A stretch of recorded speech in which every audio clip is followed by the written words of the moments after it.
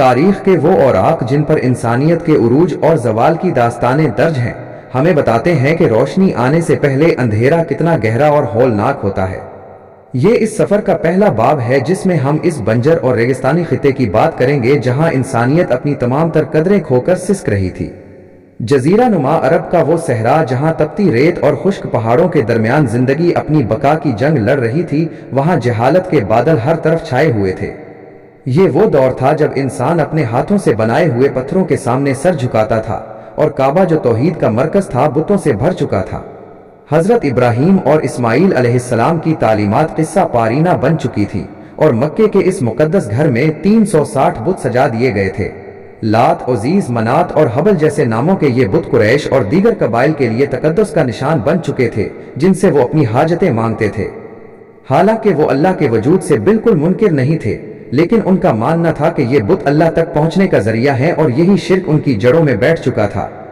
वहां कोई मरकजी हुकूमत या कानून नहीं था, बल्कि हर कबीला अपनी जात में एक अलग सल्तनत था, जहां सिर्फ ताकतवर का सिक्का चलता था और कमजोर की कोई सुनवाई नहीं थी। कबायली असबियत का ये हाल था कि एक मामूली सी बात पर तलवारें नयाम से बाहर निकल आती थीं और फिर नस्लों तक खूनरेजी का वो सिलसिला चलता जो खत्म होने का नाम न लेता। तारीख के औराक में जंगे फुज्जार जैसे वाकयात महफूज हैं जहां हुर्मत वाले महीनों का पास भी न रखा गया और अरब के रेगजार इंसानी खून से सुर्ख होते रहे। वहां कानून सिर्फ इंतकाम था और हर कबीला अपने फर्द की हिमायत में अंधा हो जाता था, चाहे वो हक पर हो या सरासर जुल्म सितम कर रहा हो। इस माशरे में अखलाकियात का जनाजा निकल चुका था और शराब नोशी, जुआ और जनाकारी को ऐब के बजाय बहादुरी और फख्र की अलामत समझा जाता था। महफिलें सजते और शायर अपनी ज़बानो बयान से बुराइयों को ऐसी खूबसूरती से बयान करते कि आम इंसान उसे ही जिंदगी का असल मकसद समझने लगता था। सबसे ज्यादा तकलीफ दे पहलू औरत की हैसियत थी, जिसे एक इंसान के बजाय महज विरासत में मिलने वाला माल समझा जाता था और उसे हर किस्म के हकूक से महरूम रखा गया था। जब किसी के यहाँ बेटी की पैदाइश होती तो बाप का चेहरा स्याह पड़ जाता और वो लोगों से छुपता फिरता कि इस जिल्लत को कैसे बर्दाश्त करे और मुआशरे को क्या जवाब दे। जैसा कि कुरान करीम की सूरत उन-नहल में बयान हुआ है कि वो गुस्से में भरा हुआ सोचता था कि क्या उसे जिल्लत के साथ रहने दे या उसे मिट्टी में दबा दे। ये वो संदली थी कि मासूम बच्चियों को जीते जी रेत के गड्ढों में दफन कर दिया जाता था और उनकी चीखें तपते हुए सहरा की खामोशी में हमेशा के लिए दब जाती थीं।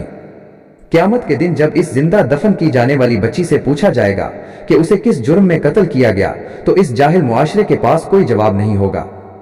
गुलामी का निजाम इस कदर वहशियाना था कि इंसानों की खरीदो फरोख्त मंडियों में जानवरों की तरह होती थी और उनकी जिंदगी और मौत का इख्तियार उनके मालिकान के हाथ में होता था।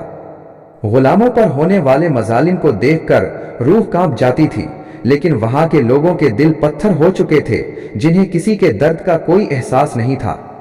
खाने काबा की अजमत को भी मिटा दिया गया था और लोग वहां नंगे होकर तवाफ करते थे और सीटियां और तालियां बजाकर अपनी इबादत का ढोंग रचाते थे।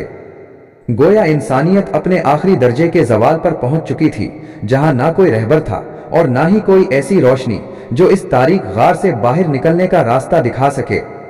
हर तरफ जहालत का अंधेरा इतना गहरा हो चुका था कि अब किसी ऐसे मौजज़े की जरूरत थी जो मुर्दा ज़मीरों को दोबारा जिंदा कर सके और उस भटकी हुई इंसानियत को एक नया रास्ता दिखा सके। रेगिस्तान की ये तपती हुई हवाएं और जुल्म सितम की ये काली रातें अब किसी बड़ी तब्दीली की मुंतजिर थी, क्योंकि जुल्म जब हद से बढ़ता है तो मिट जाता है। इस घुटनज़दा माहौल में जहां सच्ची तड़प रखने वाले चंद लोग अब भी हक की तलाश में भटक रहे थे, वहां कुदरत एक बहुत बड़ा फैसला करने वाली थी।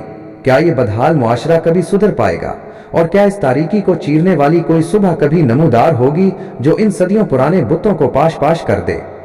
अगले हिस्से में हम देखेंगे कि इस घटा टोप अंधेरे में वो पहली करन कहां से फूटी जिसने रहती दुनिया तक का नक्शा ही बदल कर रख दिया।